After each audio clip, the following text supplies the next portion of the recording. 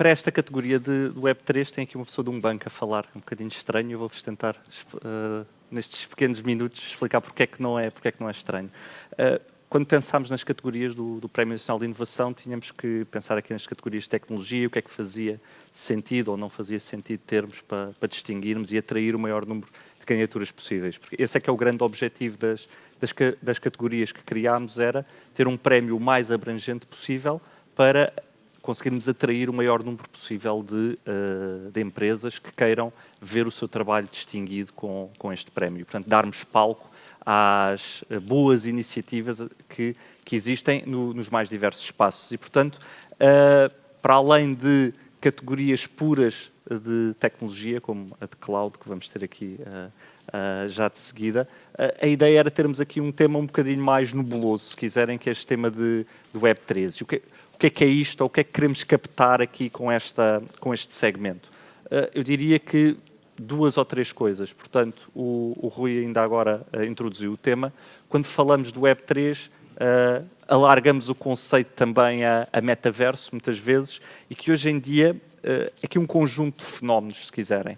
Portanto, fenómeno número 1, tudo o que vemos a passar-se nas realidades aumentadas, nas realidades imersivas, nas realidades virtuais, em que no fim do dia o que estamos a discutir são novos pontos de contacto, novas formas de distribuirmos este produto que é a internet, ou seja, a forma como eu contacto digitalmente com as pessoas pode vir a mudar.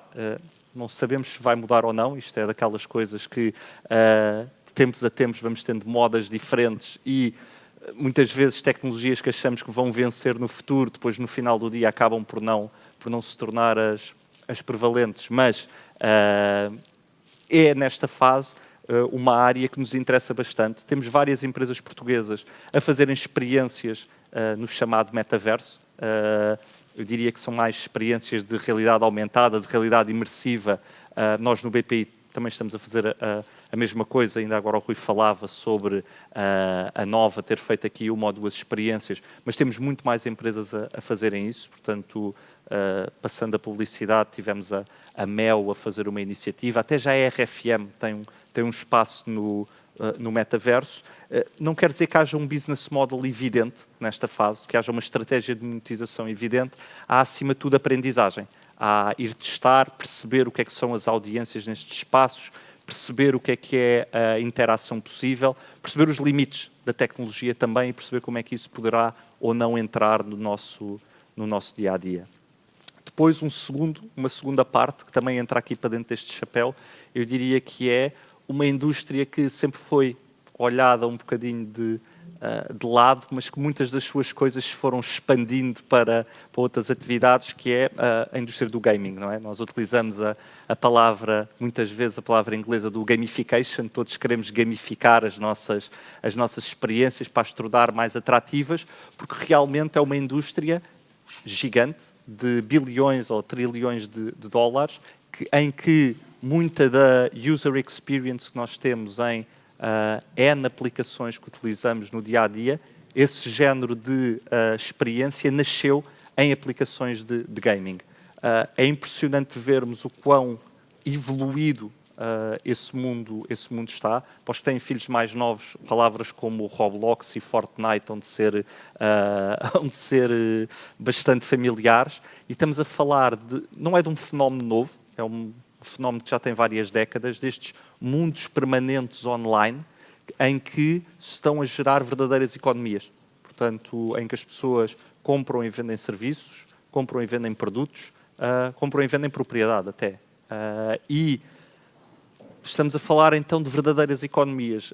Para Portugal, então, em que nós nos estamos sempre a queixar que a nossa economia é pequena, se formos comparar, ou se formos calcular GDPs deste género de espaços, se formos calcular o que é um GDP de um Fortnite ou de um Roblox, será difícil dizermos que não queremos participar nesse género de economia. E, portanto, existem também muitas iniciativas interessantes que podem ser feitas nesse género de espaços e temos as marcas também a participar. E o que eu destacaria destes 2 fenómenos iniciais aqui que falei de Web3 é muitas destas coisas não são exatamente novas, mas o que mudou nos últimos anos foi provavelmente a percepção do mundo corporativo em relação a estes fenómenos.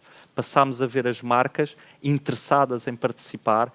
É raro ver marcas de grande consumo hoje em dia que não têm qualquer projeto para o metaverso ou para o Web3, que ou não estão a criar o seu próprio espaço, não têm uma estratégia de propriedade digital, que não querem vir a estar presentes neste espaço e, portanto, isto passou a fazer parte do nosso cotidiano. Ainda tudo bastante incerto e, com esta categoria, o que queremos trazer ao de cima é conhecer mais as iniciativas que andam a ser feitas neste espaço em Portugal. Há muitas que já chegam regularmente aos ouvidos de toda a gente. Há com certeza muitas mais e, portanto, apelar aqui às candidaturas nesta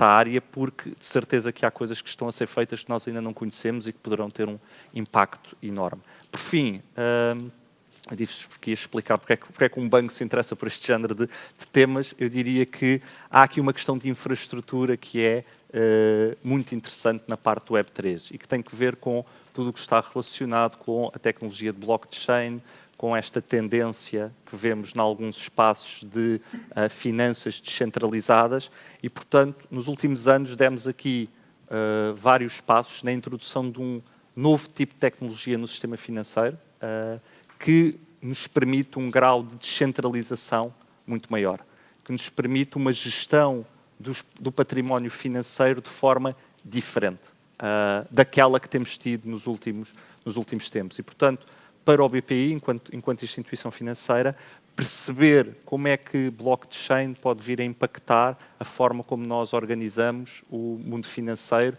ou como as pessoas escolhem guardar a sua propriedade, tem imenso impacto. E é um bocadinho isso, e para terminar aqui a minha intervenção, é um bocadinho isso que quer dizer o Web3. Portanto, não posso fazer aqui uma intervenção sobre o Web3 e não explicar o que é o conceito.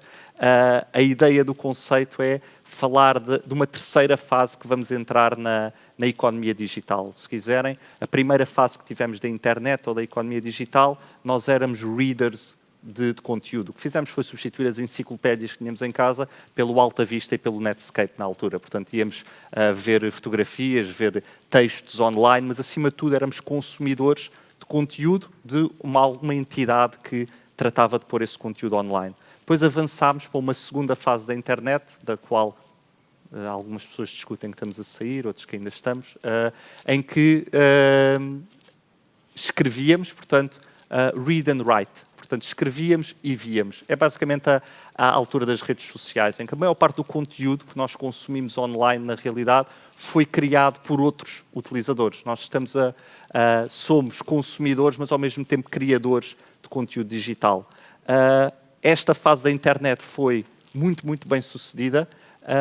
No entanto, criou alguns incentivos perversos. Quando olhamos para algumas das empresas mais bem-sucedidas em termos de social media, a repartição do lucro económico é discutível. Ou seja, eu, enquanto criador digital, sempre que faço um post online, estou a abdicar de qualquer royalty associada a este post para a plataforma que me está a distribuir esse conteúdo.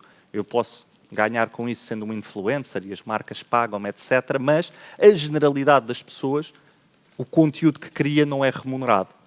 E é aí que entra este conceito da Web3. Portanto, deixar de ser só read, write, mas também own. Nós sermos donos da propriedade digital que criamos, dos conteúdos digitais que criamos. Obviamente, isto para algumas indústrias tem um impacto enorme, para tudo o que seja criação de conteúdos, seja mídia, seja arte, portanto, tudo o que tenha a ver com a criação de conteúdos, isto pode mesmo impactar a forma como nós gerimos um conjunto de relações económicas, mas para o setor financeiro, e aqui puxando um bocadinho a brasa à minha sardinha, isto pode ter um impacto enorme, que é num mundo em que a propriedade digital passar mesmo a ser uma realidade, e que hoje em dia eu diria que ainda não é, podemos ter uma explosão do número de ativos que cada um de nós tem.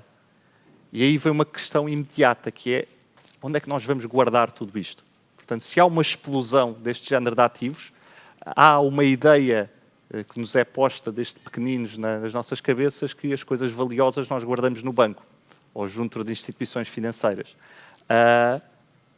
Eu, enquanto instituição financeira, gostava de preservar essa ideia. Portanto, se a infraestrutura evoluir, eu vou ter que saber dar uma resposta a isto. Onde é que vamos guardar todas estas coisas? E dentro deste espaço do Web3, há vários movimentos. Há movimentos mais individualistas, se quiserem, de finanças descentralizadas, onde cada indivíduo é responsável por guardar a sua própria propriedade.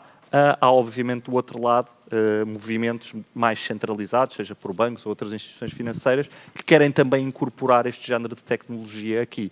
Portanto, estamos a falar de um mundo novo, de um mundo tecnológico novo, com uma ideia diferente, se calhar, da organização de algumas instituições e, portanto, numa área tão emergente e tão nova, gostaríamos, de facto, de ficar a conhecer mais do que se faz. É uma área em que, em Portugal, temos cada vez mais projetos a aparecerem. Estamos a criar imenso conhecimento, imensos knowledge centers aqui e vejam neste prémio e nesta categoria em específico uma oportunidade única de darem a conhecer os vossos projetos, de darem a conhecer as vossas empresas e cá estaremos para os divulgar no final do prémio. Muito obrigado pela vossa atenção.